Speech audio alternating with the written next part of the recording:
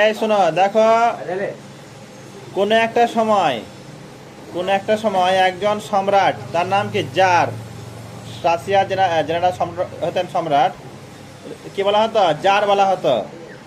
এবার ওনার মনে তিনটে কোশ্চেন হলো, যে কি, যে আমি কোনো কাজ যে শুরু করব তার সঠিক সময় কোনটা, মানে কোনো কাজ যে শুরু করব তার সঠিক সময় কোনটা, মানে কোন সময়ে কাজটা শুরু করলে আমি সফল হব, আমি কোনোভাবে ব্যর্থ হব না, সঠিক সময়।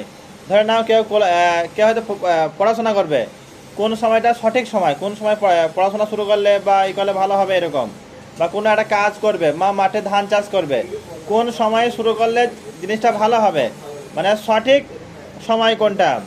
সেকেন্ড কোশ্চেন কি, যে আমি কার কথা শুনে চলবো আর কার কথা শুনবো না, কার কথা শুনে চলবো আর কার কথা শুনবো না, মানে কার কথা শুনলে আমি ব্যর্থ হব না আর কার কথা শুনলে সমস্যা হতে পারে, কাকে আমি এড়িয়ে যাব।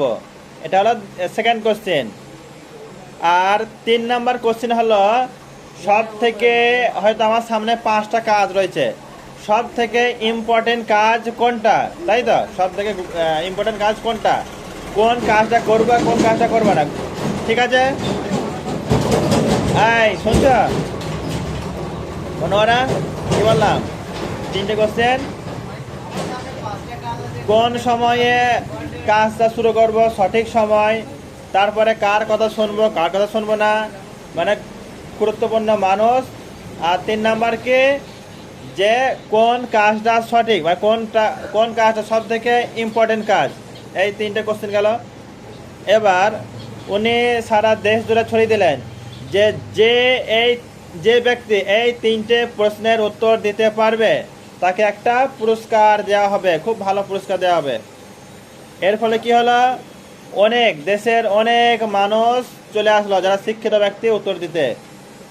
কেউ বললো একটা বিরাট বড় ডেট, মাস এবং বছর লিখে একটা চার্ট করতে হবে, সেই চার্টে লিখতে হবে যে কোন দিন কি কাজ করতে হবে এবং স্ট্রিক্টলি সেই মানে চার্ট অনুযায়ী কাজ করতে হবে, মানে একটু এদিক ওদিক করা যাবে না। এবার কেউ বললো যে এত অ্যাডভান্স চার্ট করা সম্ভব নয়, তাই তো, এত অ্যাডভান্স চার্ট করা সম্ভব নয়, তাই কি করতে হবে, একটা কিছু জ্ঞানী গুণী ব্যক্তি দিয়ে একটা সভা করতে হবে। এবার কোন সময় কোন কাজটা করব কি করব না, হ্যান ত্যান যাই হোক, সেই সভার যারা মানুষ থাকবেন ওরা যা পরামর্শ দেবে সেই অনুযায়ী কাজ করতে হবে। তারপরে কেউ বললো হয়তো কোনো একটা এমার্জেন্সি কাজ, এবার যদি সবাই যদি বলা হয় দেখুন তো কাজটা করতে হবে কি হবে না, অনেকটা সময় লেগে যাবে, মানে আসল হয়তো কারোর হাত ভেঙে গেছে, এবার কি করব, ওদিকে সবাই ডিসকাস হতে এই বেচারা শেষ হয়ে যাবে। তাই সব সময় সবাইকে জিজ্ঞেস করা সম্ভব নয়।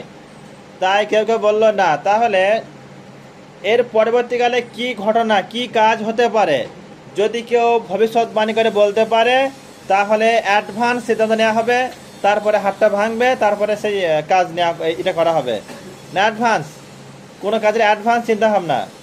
তারপরে বললো অ্যাডভান্স চিন্তাভাবনা কে করতে পারবে, যারা জাদুকর ওরাই করতে পারে। এবার যে যার দেখলো কি একটাই মাত্র কোশ্চেন, বিভিন্ন রকম অ্যান্সার, আমার দ্বারা সম্ভব নয়। তারপরে সেকেন্ড কোশ্চেন, থার্ড কোশ্চেনের এগেনস্টও এই হবে, অনেকজন মানে বিভিন্ন রকম মত দিল, তখন বললো না কার দ্বারাই হবে না। আর তিনি কাউকে পুরস্কার দিলেন না। তিনি কাউকে কেন পুরস্কার দিলেন না, কারণ বিভিন্ন জ্ঞানীগুণী ব্যক্তি বিভিন্ন রকম অ্যান্সার দিচ্ছে, কারোর অ্যান্সার সঙ্গে কারোর কোনো মিল নাই এবং রাজা কনফিউজড। তাই উনি কারোর কথা না শুনে তিনি কাউকে পুরস্কার দেননি এবং তিনি ঠিক করলেন মাসুম গল্প নয়। এরপরে তিনি ঠিক করলেন যে উনি শুনলেন যে আমাদের রাজ্যের পাশে একটা জঙ্গল আছে, সেই জঙ্গলে একজন সাধু বা হারমিট বসবাস করে, ওনার নাকি প্রচুর জ্ঞান, উনি সঠিক অ্যান্সার দিতে পারবেন। তাই তিনি কী করলেন, এবং এটাও ঠিক যে হারমিট কিন্তু যারা একটু ইম্পর্টেন্ট ব্যক্তি, একটু হাই কোয়ালিটি ব্যক্তি, তাদের সঙ্গে উনি কথা বলেন না, যারা সাধারণ মানুষ কেবলমাত্র উনি তাদের সঙ্গেই কথা বলেন। এবার রাজা ওর যারা বডিগার্ড আছে নিয়ে গিয়েছেন, কিন্তু ওই হারমিটের বাড়ি ঢোকার আগেই উনি বডিগার্ড ছাড়লেন, তারপরে নিজের পোশাক চেঞ্জ করলেন, সাধারণ মানুষের রূপ ধারণ করলেন, তারপরে কি করলেন, তারপরে ওই যে হারমিট যেখানে বাস করে কুঁড়ে ঘরে সেখানে গেলেন। উনি দেখলেন যে হারমিট একজন পাতলা মানুষ, পাতলা খিটখিটে মানুষ, আর বাড়ির সামনে একটা ছোট জমি আছে, সব জমিতে কোদাল দিয়ে চাষ করছেন, কোদাল দিয়ে। তখন ট্রেক্টর গরু ছিল না তার। এবার উনি বললেন যে মানুষটাকে একটু সাহায্য করে, তাহলে কোশ্চেন অ্যান্সারগুলো জানা যাবে। তাই বললেন যে আপনি খুব ক্লান্ত, আপনি কোদালটা আমাকে দিন, আমি আপনার জন্য একটু চাষ করে দিই বা একটু খুঁড়ে দিই। তারপরে দু এক কোপ মারার পর বলছে আমার গুরুত্বপূর্ণ তিনটে কোশ্চেন আছে, তিনটে কোশ্চেনের উত্তর আমার জানা খুবই দরকার। এবার কোশ্চেনগুলো পর পর বললেন, কিন্তু উনি বললেন আচ্ছা কোদালটা আমাকে দাও, তুমি আর পারছো না কো। বলবেন না না, কোদালটা আমি থাক, আমি কাজটা করি। আবার কাজ করতে লাগলেন। এইভাবে আবার আবার কোশ্চেনগুলো রিপিট করলেন। বললেন দেখুন মশাই, আমি কিন্তু গুরুত্বপূর্ণ তিনটে কোশ্চেনের উত্তর জানতে এসেছি, তা বললে খুব ভালো হতো। এইভাবে সে আর বলে না দিয়ে এইভাবে আবার ও কি একটু পরে বললো কোদালটা আমাকে দিয়ে দাও, তুমি একটু রেস্ট নাও, আমি কিছুটা কাজ করে। এইভাবে হারমিটও কিছু কাজ করে, যারও কিছু কাজ করে। এইভাবে কাজ করতে করতে হঠাৎ করে দেখছে, ওই যে হারমিট দেখছে যে একজন মানুষ, একজন দাড়িওয়ালা মানুষ, বিয়ার্ডেড ম্যান, সে পেটে হাত দিয়ে ছুটে আসছে এবং তার পেটের মানে ভেতর থেকে রক্ত বার হচ্ছে, স্টোমাক থেকে রক্ত বার হচ্ছে। তারপরে উনি এসে যে জার আছে, জারের সামনে অজ্ঞান হয়ে পড়ে গেলেন। ঠিক আছে। এবং জার সঙ্গে সঙ্গে জার এবং ওই যে হারমিট সঙ্গে সঙ্গে ওনার সমস্ত পোশাক খুলে দিলেন, আর যেখানে রক্ত ছিল সেটা ভালো করে পরিষ্কার করে দিলেন। তারপরে পরিষ্কার করে দেওয়ার পর হারমিটের কাছে একটা টাওয়েল ছিল, আর যে জারের কাছে কি ছিল, একটা হ্যান্ড কারচিপ ছিল, রুমাল ছিল। রুমাল দিয়ে আর টাওয়েল দিয়ে জায়গাটা ভালো করে ব্যান্ডেজ করলেন, ব্যান্ডেজ। এবং ব্যান্ডেজ করার পর দেখলেন তাও রক্ত বাইর হচ্ছে। এরপর কি করলেন, ব্যান্ডেজটা তুলে পুনরায় ধুয়ে দিয়ে আবার আবার ব্যান্ডেজ করলেন। এইভাবে বারবার ব্যান্ডেজ করার পর এক সময় রক্ত থেমে গেল, রক্ত প্রবাহ সৃষ্ট হয়ে গেল। এবং রক্ত প্রবাহ যে থেমে গেল, উনি সঙ্গে সঙ্গে ওনার জ্ঞান ফিরে আসলো। তারপরে উনি দুর্বল ছিলেন, এদিকে সন্ধ্যা হয়ে আসলো, সূর্য ডুবে গেল। তাই ওই অসুস্থ ব্যক্তিরাকে হারমিটের কুঁড়ে ঘরে নিয়ে গিয়ে ঘুমিয়ে দেওয়া হলো, সে শুয়ে পড়লো। আর যেহেতু যার সারাদিনের কাজ করে প্রচণ্ড ক্লান্ত, ওই কুঁড়ে ঘরের সামনে যে গেট আছে, থ্রেশহোল্ড, ওখানে উনিও গুটি ছুটি হয়ে শুয়ে পড়লেন। তারপরের দিন সকালবেলায় যখন ঘুম ভাগলেন, তখন যার তো অবাক, আমি কোথায় আছি, ওর বুঝতে সময় লাগলো যে আমি কোথায় আছি। তারপরে দেখলেন যে একজন মানুষ তার দিকে তাকিয়ে আছেন, ওই যে বিয়ার্ডেড ম্যানটা, হারমিট নয়, আহত ব্যক্তিটা। এবং উনি ওনার দিকে তাকিয়ে খুব হাসছেন, খুব মানে মিষ্টি হাসি। তারপর বলেন আই এম সরি, আমি দুঃখিত। কেন দুঃখিত, আমি তো আপনাকে চিনি না। তখন বললেন যে আপনি আমার ভাইকে ফাঁসি দিয়েছিলেন এবং আমার ভাইয়ের সমস্ত সম্পত্তি আপনি সিজ করেছিলেন, বাজেয়াপ্ত করেছিলেন। তার জন্য আমার প্ল্যান ছিল আপনাকে আমি খুন করব, এই সুযোগ খুঁজছিলাম।